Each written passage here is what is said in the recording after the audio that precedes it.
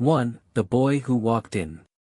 It was a quiet Sunday afternoon in Midtown Manhattan, the kind of afternoon where every champagne glass clinked with quiet wealth, and every laughter sounded rehearsed.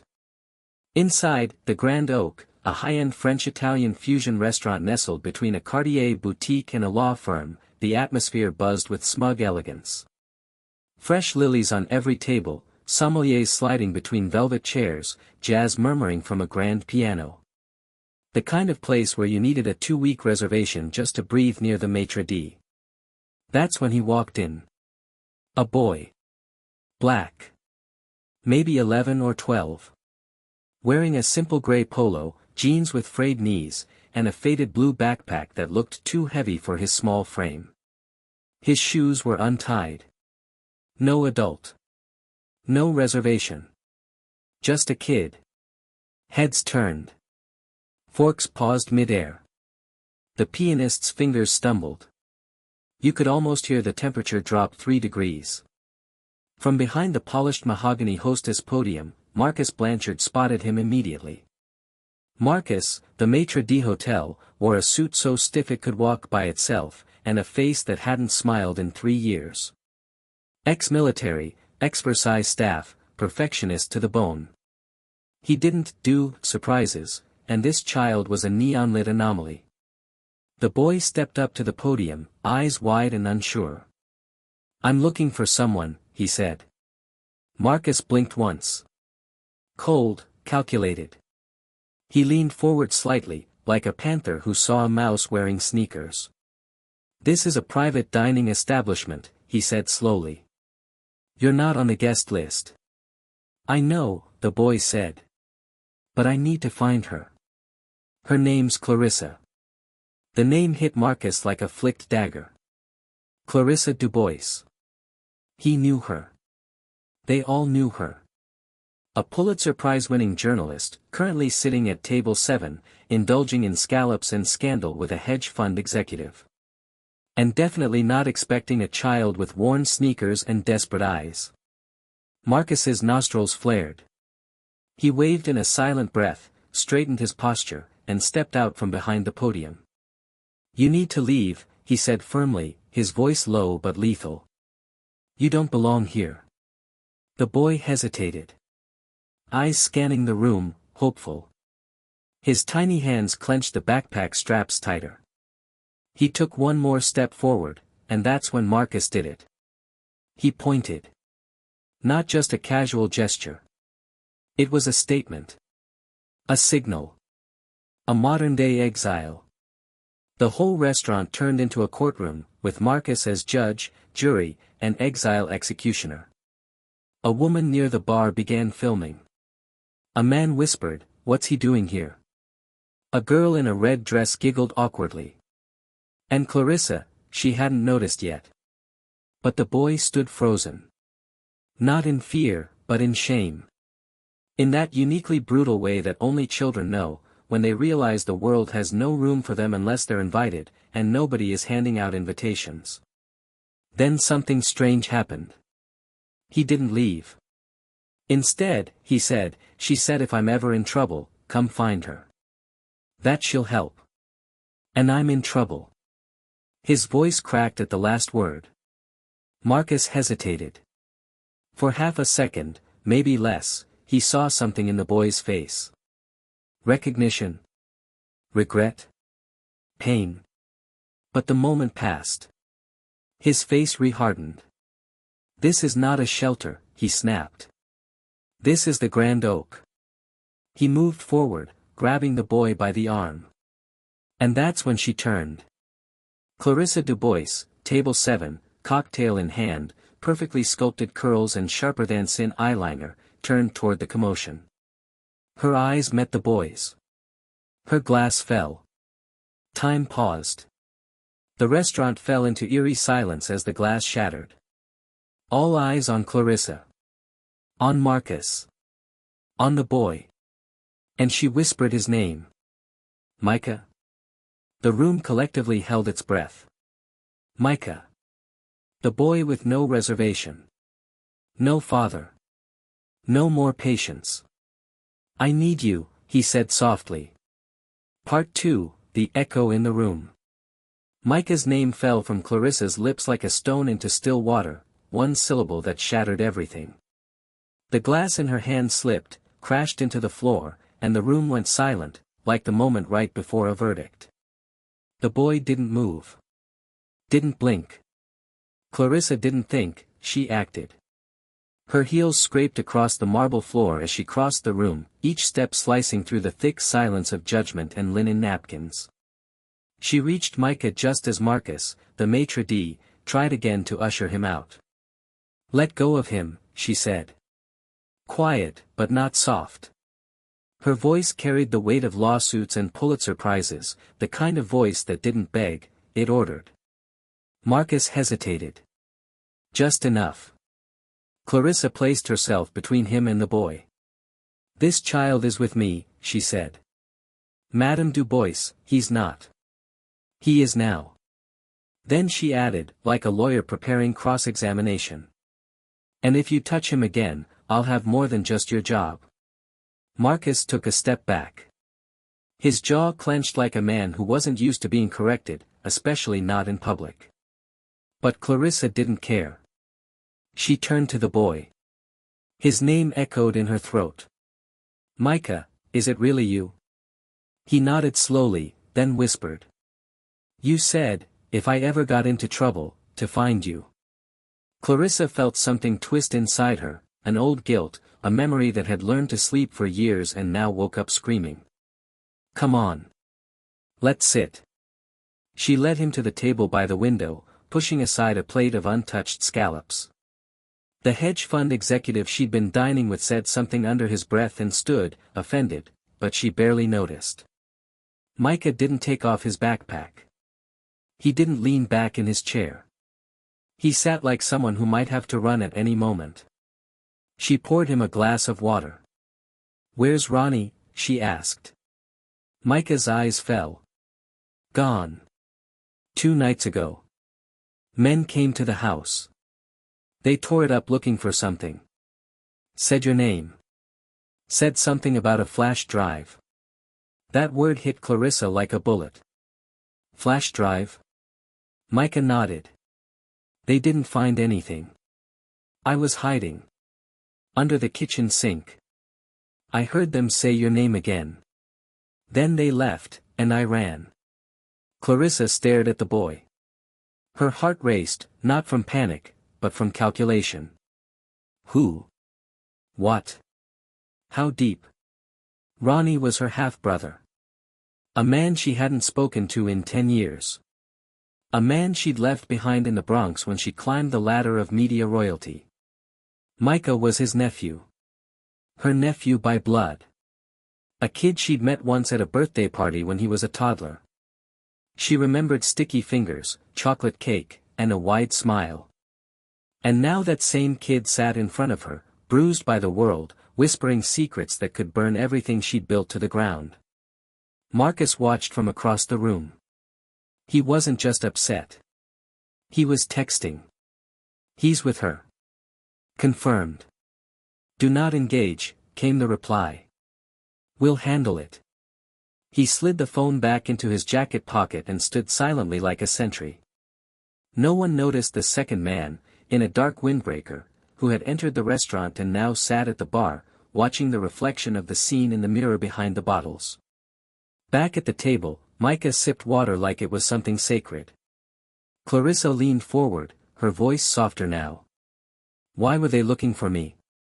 "I don't know," he said. "Uncle Ronnie, he always said he had something. That it could change everything. But he never showed me. He said it was for you." Clarissa felt a lump grow in her throat. She remembered something now, a message Ronnie had sent her 2 months ago. A voicemail. She hadn't listened. She never listened. "I got something you should see, Clary. Something big. If something happens to me, it's yours now. Remember our spot." She had deleted it. She had forgotten. Until now. A manager in a blazer approached the table. He smiled that brittle smile rich people use when they want you to leave without calling security. Miss Du Bois, I'm afraid the presence of an unaccompanied minor is. Clarissa stood up. If you finish that sentence, I'll own this restaurant by Friday. He stopped smiling. She pulled $100 bill from her purse, laid it flat on the table, and turned back to Micah. We're leaving. They exited into the cool Manhattan night. The city buzzed and blinked, oblivious. A cab pulled up. As they stepped inside, Clarissa saw him. The man. In the windbreaker.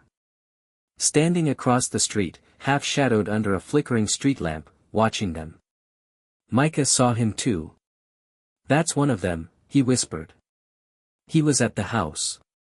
Clarissa locked eyes with the man for one long second. He didn't flinch.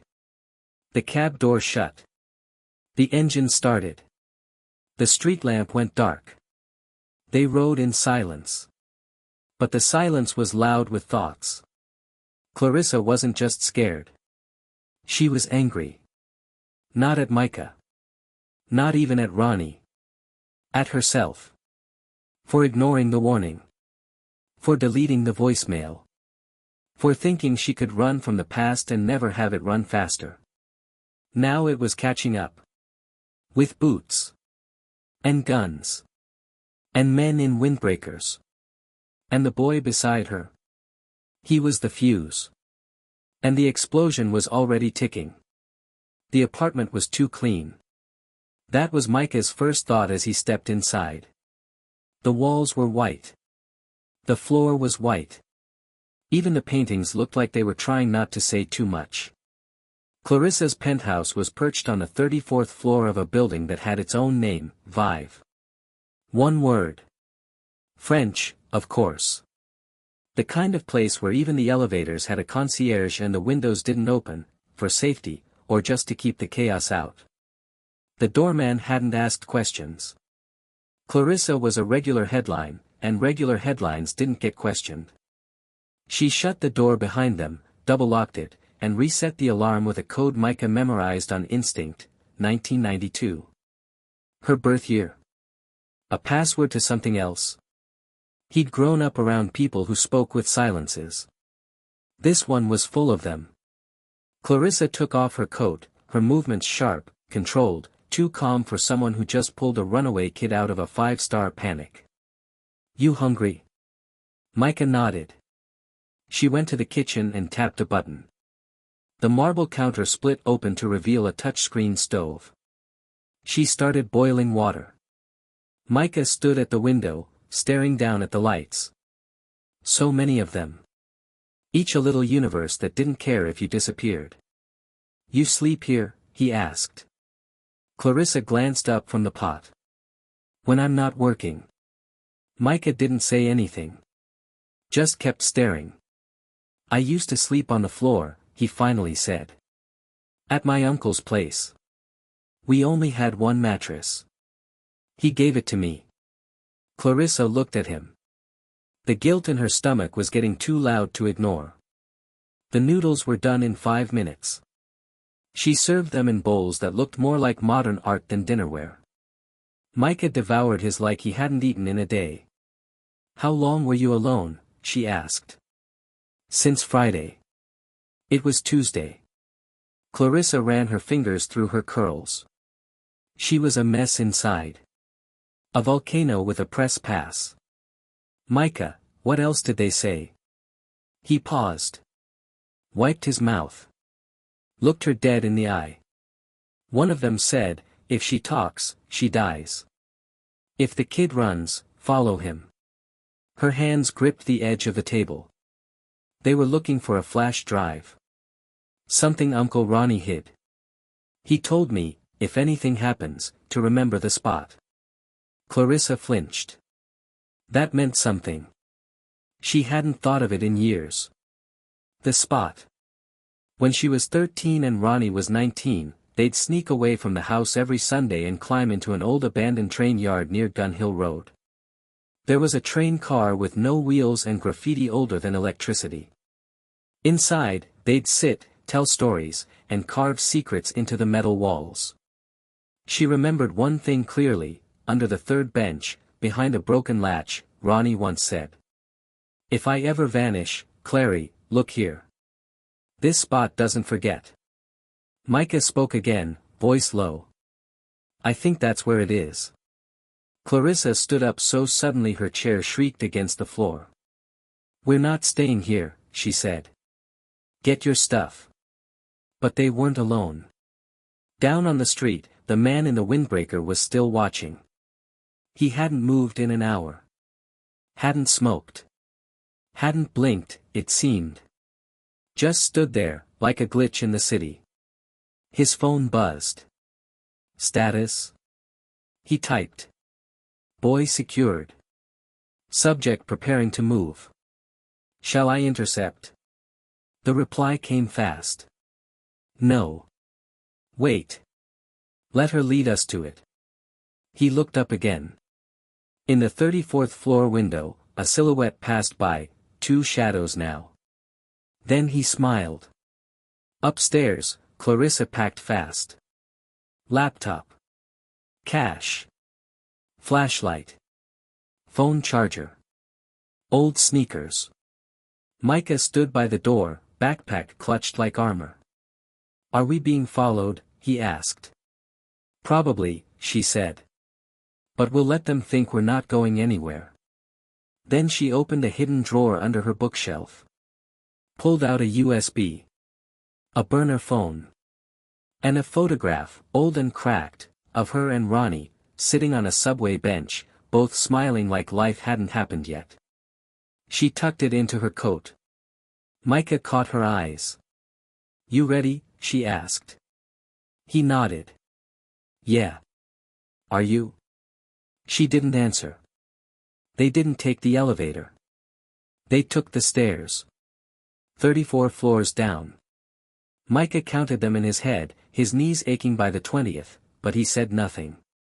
He'd learned that complaining didn't make things better, it just made the beating come faster. They exited through the parking level, slipped past the security booth, and vanished into the noise.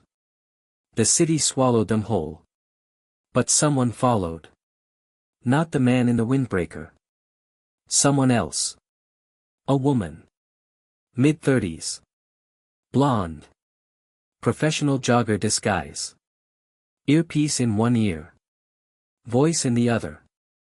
They're moving. I've got them. Repeat, target and asset are mobile. And just like that, the game changed. Back in the penthouse, the smart mirror came to life. A remote signal. The cameras blinked. The lights dimmed. In the hallway, someone swiped a black keycard. The lock clicked open. And the apartment was no longer hers. The subway still smelled like heat and ghosts. Clarissa hadn't been to the Bronx in over a decade. Not since the funeral. Not since she left her brother standing in the rain, watching her climb into a taxi with a suitcase full of ambition and no backward glance. Now, she was back. Micah sat next to her, backpack hugged to his chest, trying to act normal. But every few minutes, he looked around, not like a kid seeing the city, but like a rabbit looking for hawks.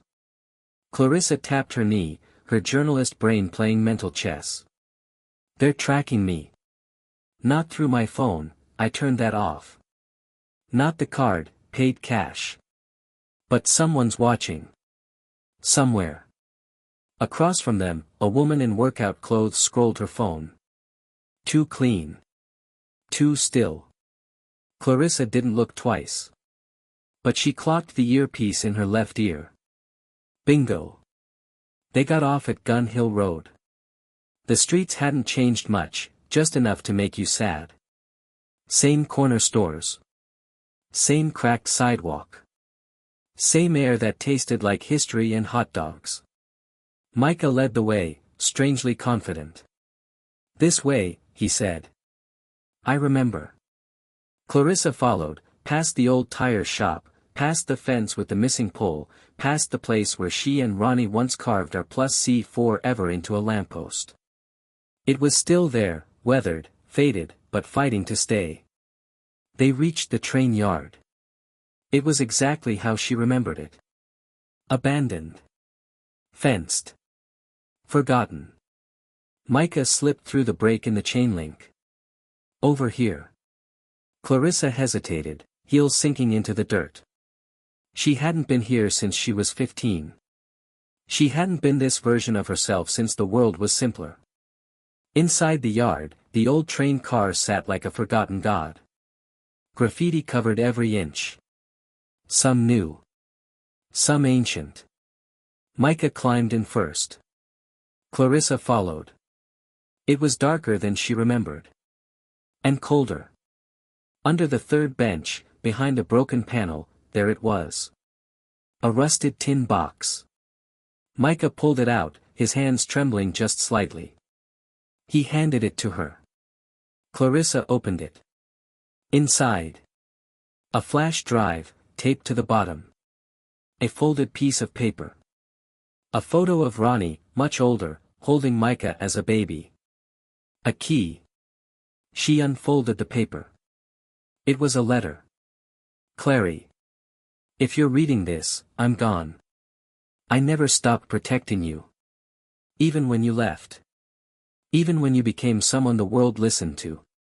This drive, it has proof. Not rumors. Proof. About the day. The judge. The men who put our mother in the ground. I collected it for years.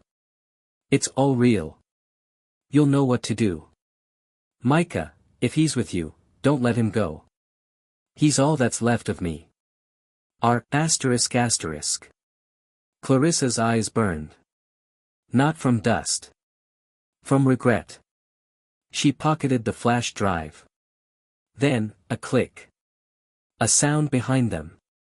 Too quiet. Too precise. Clarissa turned. The man in the windbreaker stood at the train door. Micah gasped. He smiled. Evening, Miss Du Bois, the man said. You're a hard woman to follow. He stepped inside. Behind him, two more men. Not cops. Not journalists. Professionals. Clarissa backed up. You're not here for justice, she said. You're here to bury it. Justice, the man chuckled, is for the naive. We're here to clean up.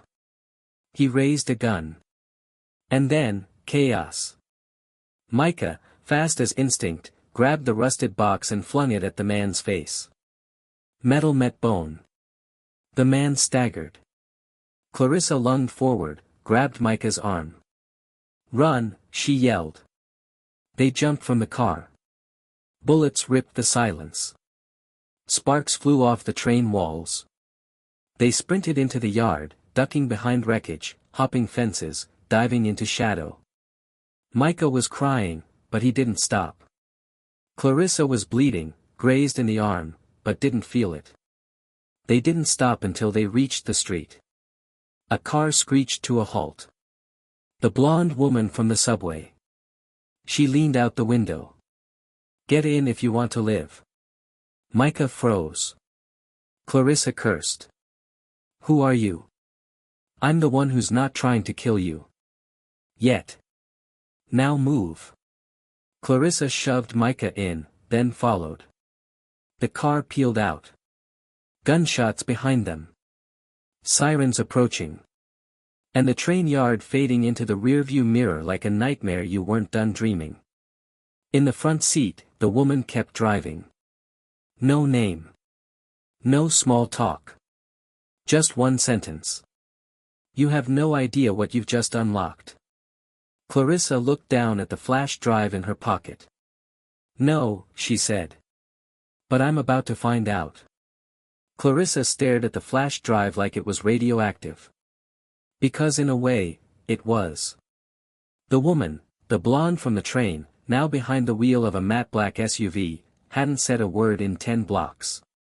Just drove like the street belonged to her. No GPS. No hesitation. She weaved through Manhattan traffic like a scalpel through skin. Finally, Clarissa broke the silence. You gonna tell me who the hell you are? The woman glanced at her in the rearview mirror. Name's Lacey. Private Intel. I work for people who don't like what your brother uncovered. You mean criminals? I mean, people who would prefer the system stay broken. The way they built it. Clarissa's jaw tightened. She reached into her pocket and clutched the drive tighter. Lacey continued. Whatever's on that thing, it's dangerous. Not just for you. For everyone. Politicians, judges, cops. If it leaks, it changes the whole damn food chain. Micah looked between them. You're not here to help, are you? Lacey met his eyes in the mirror. I'm here to survive. Same as you.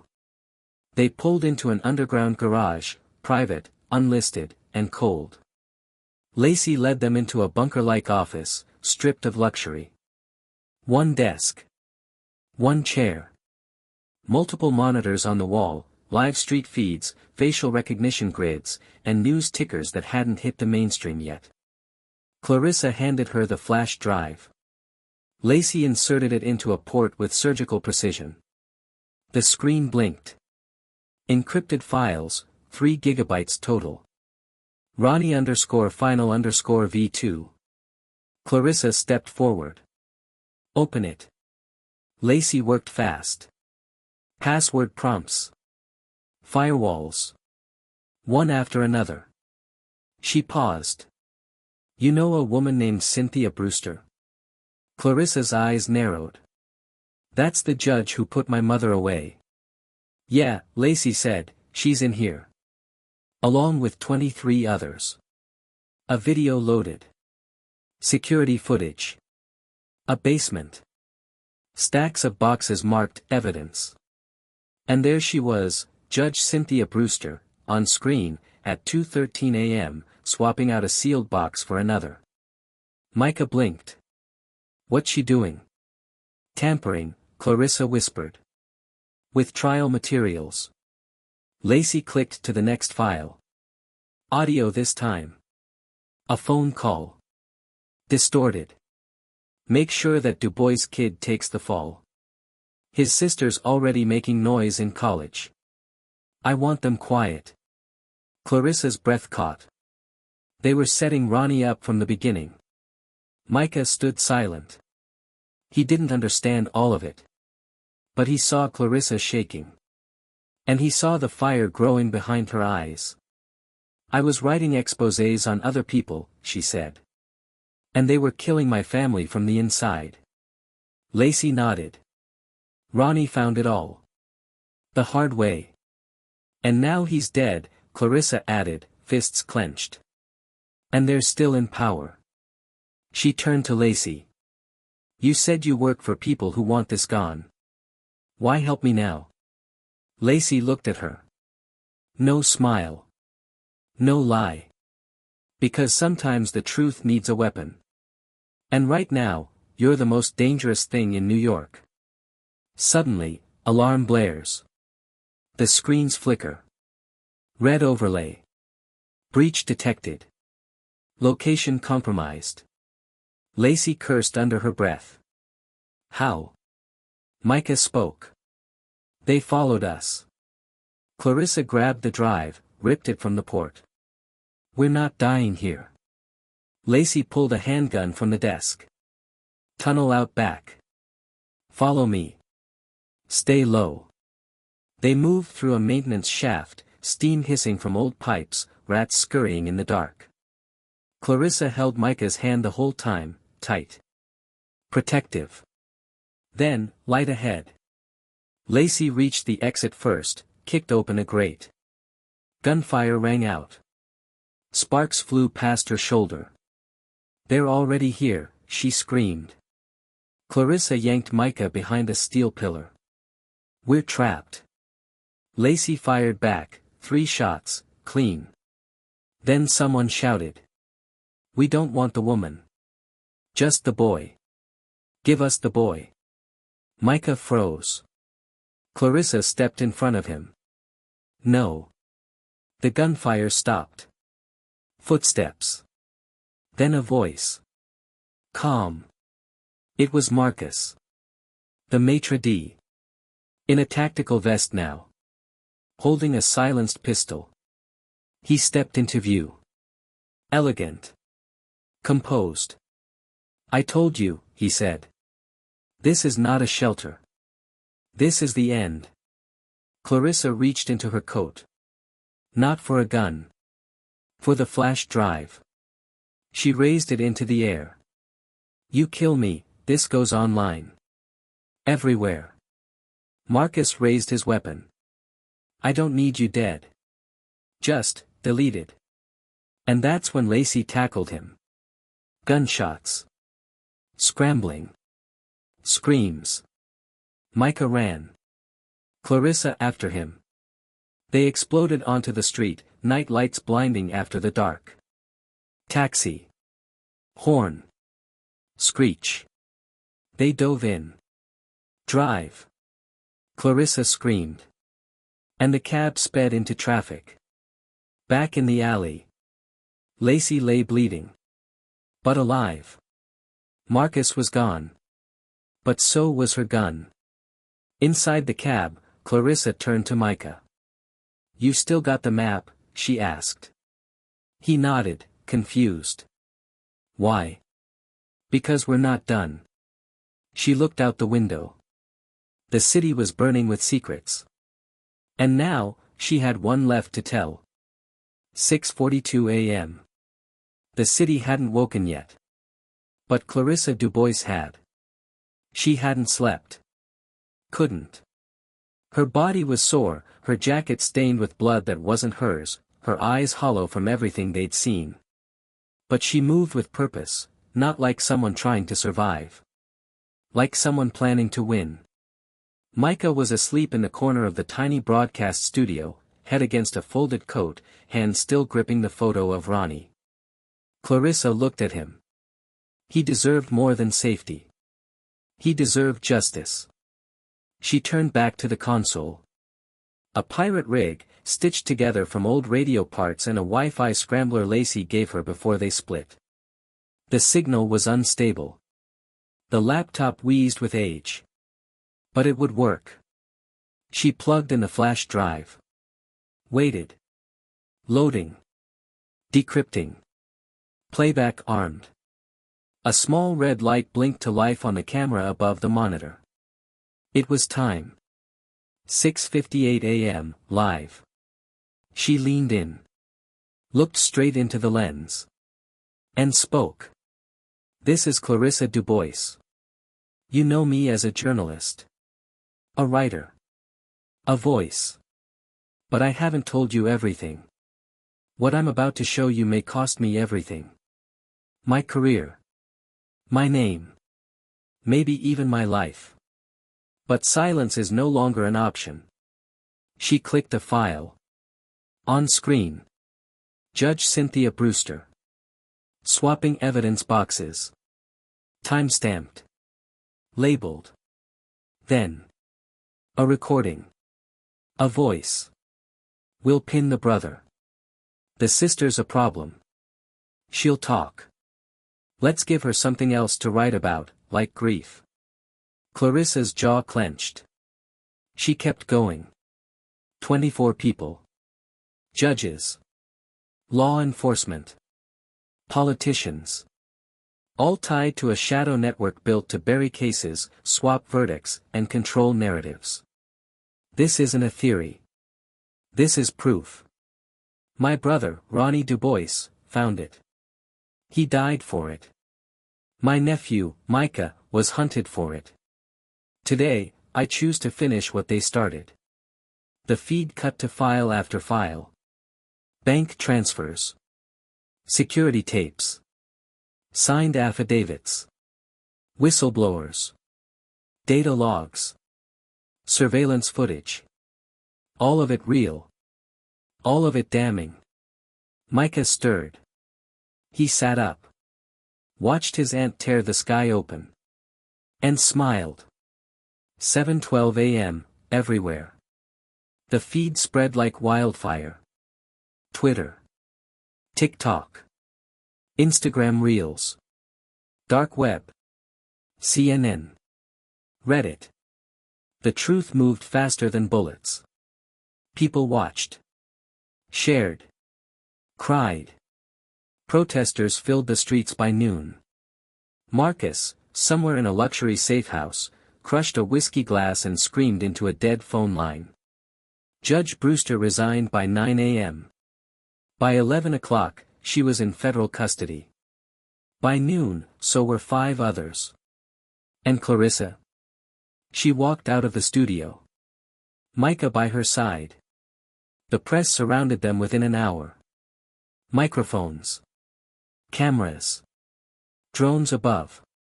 What made you go public? Are you afraid for your life? Was your brother involved in criminal activity? Clarissa looked straight into the chaos. My brother tried to tell the truth. The system made him a criminal for it. Today, I just returned the favor. She didn't stay long. Just long enough to hand over copies of the files to every major outlet in the country. Weeks later, Clarissa's name was everywhere. Pulitzers were being whispered. But she didn't care. She and Micah moved to a small apartment near the water. Quiet. Peaceful. No doormen. No glass towers.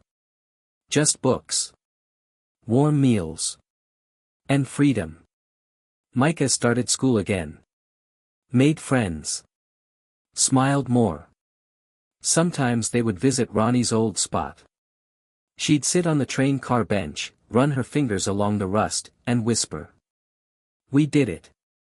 But some things never rest. Late one night, she found a letter in the mailbox. No return address. Inside. A photo of her from that morning, walking Micah to school. On the back, one sentence. Some ghosts don't die. They wait. She closed her eyes. Then opened them. And smiled. Because she wasn't scared anymore. Now. They'd have to be afraid of her. The end.